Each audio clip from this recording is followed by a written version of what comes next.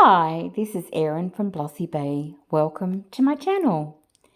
The plan for this video is to decorate a turtle jar and a tortoise jar using two plain jars that I previously made from AR400 Eco Casting Powder.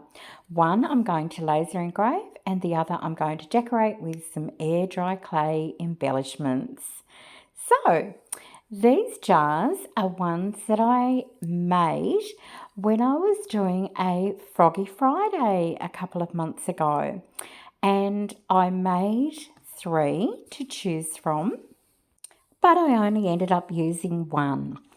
So I've had these 2 jars sitting, waiting for the perfect project. And this week it's time.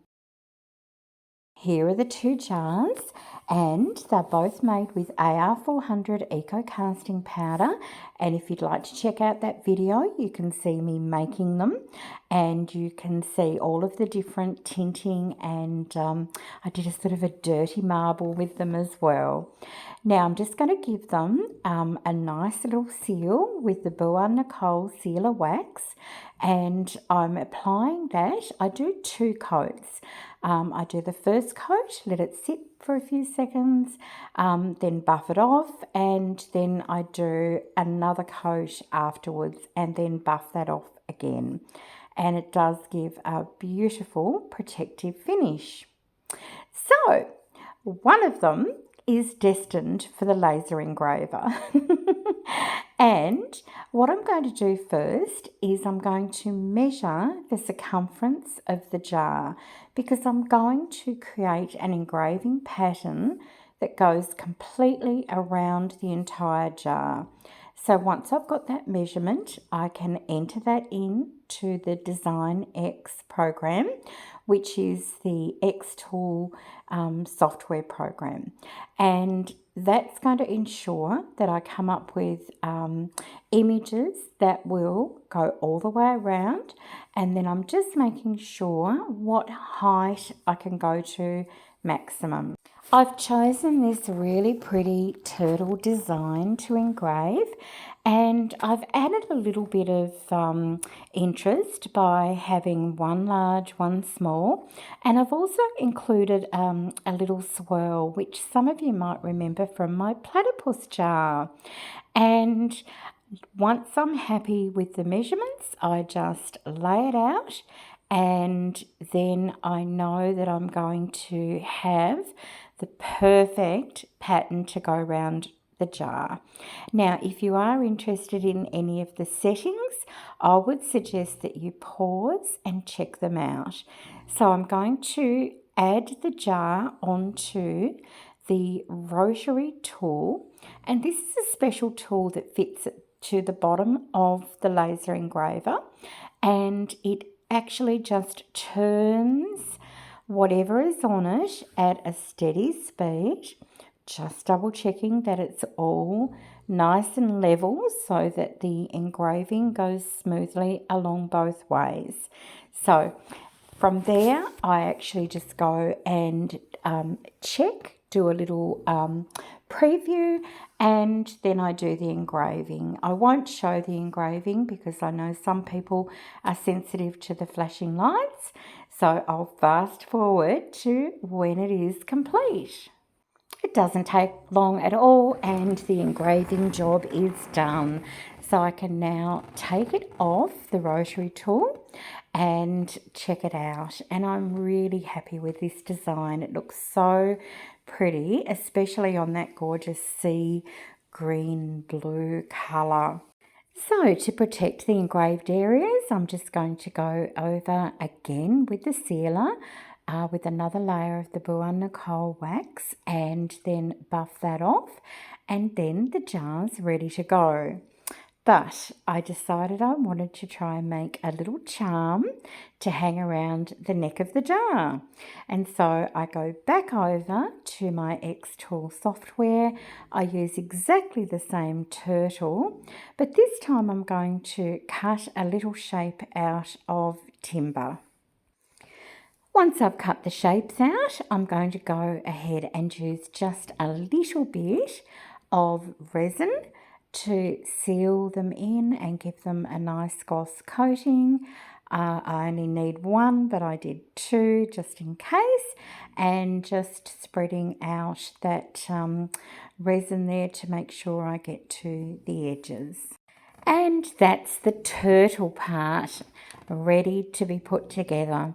Now, you might recognise this mould. It is the beautiful Iron Orchid mould, and it is the Dewdrop Pond mould. I'm just using some corn flour here, brushing it in so that I've got a nice smooth non-stick base for my air dry clay. And I'm using this FIMO Basic, and it's a really soft modelling clay. As I said, it air dries, and all I'm going to do is I'm going to squish it a little bit, and then I like to sort of roll it like I'm making a coil pot. And then I'm just going to press in a section of the clay firmly into this beautiful mould. Now this mould I really love because around the edge of each of the pieces it's got a raised lip, and that really helps you see where you've got excess. So I'm pressing it in, and now I'm just taking a paddle pop stick and I'm starting from the centre and moving to the outside to scrape off any of the excess, and then I just give it a little pat down, and then I can take it out of the mould, and there we have our first tortoise. Now I'm just using some Glad Wrap, which is a brand name in Australia for a food cling wrap. I've wrapped up the jar and I'm using that now as the form to lay over the drying pieces so that they actually can harden in a curved shape. I want to have a second one just in case things don't go to plan, so I just repeat that process by putting the corn flour into the mould area and then just giving that clay a little warm up in my hands, pressing it in, getting it all nice and smooth, pushing off the excess, and then demoulding. And again I'm going to place that over the jar, which is on the right hand side of the screen there, and this will, as I mentioned, give me that curved shape that I'm looking for so that it fits better with the jar. Now I didn't really video the next part that well, but you can see a fern leaf there, and I did go in and sculpt, make quite a few little leaves because I did want to be able to decorate the tortoise with some greenery as well. So that was really simple to do. And again, I got the turtle jar actually, covered that with cling wrap as well, and used that to get some little shapes into those air dry places. And then I basically just set them aside for about 12 hours, and they hardened up beautifully. And then once they had reached their full strength, I went in just with a little emery board and actually just my fingernails and tidied up any little pieces that needed doing so. But they were pretty good. So not a lot of work involved to get them ready for the next step, which is colouring them. I really wanted to use watercolour paints for this.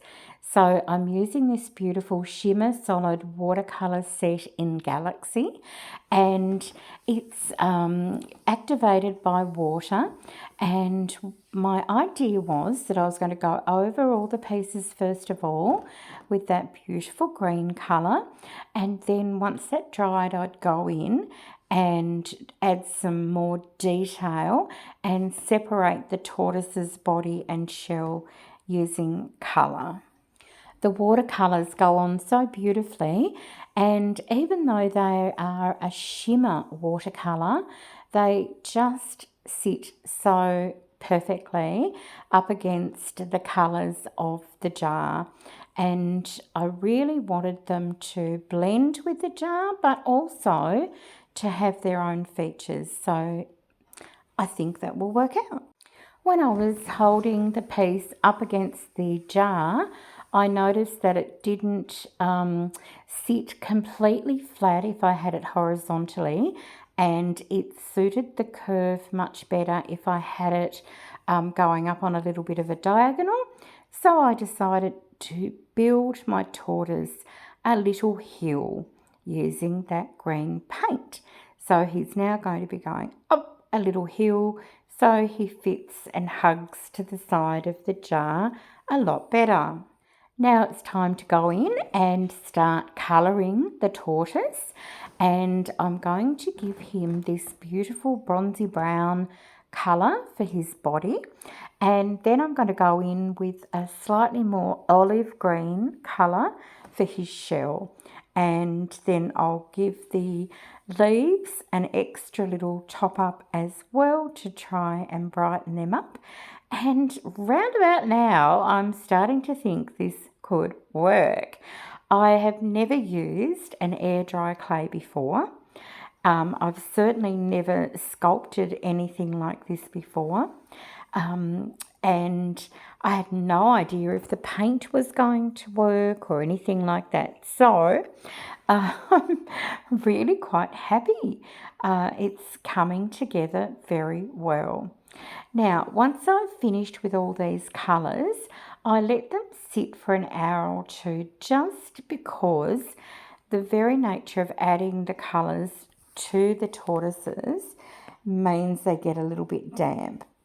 So once they're completely dry, I'm going to use this DuraClear matte, and I'm going to go over the little hill that I've created on the jar just to protect that paint. And then I'm going to give each of the pieces a good seal. Now I do let this dry, I come back and I do the backs, and then I repeat. So they all have 2 coats of this varnish. So I want them to be really well sealed. Okay, after this I did set them aside for around about a day, just so that they would be absolutely ready for when I'm assembling and starting to glue. So, time to start putting it together. This is the first time I used this 5-minute epoxy, and I'm not even going to tell you what it is because I hated everything about it. It was super awkward to get out of the packaging, to open up and to use, and I just was not happy with it at all. But anyway, look, I applied a little bit to the back of the tortoise, and then I gently pushed that onto the jar, and it bonded after a few minutes. It did its job just fine, but it wasn't fun to do. For the leaves, I switched over to B7000 glue, and that seemed to work quite well. Not as instant as the super glue, and I didn't like the texture as much as I like the E6000 glue, but it did work and it did the job. So I just spent a few minutes thinking about where I'd like my additional leaf pieces to be, and set them all out.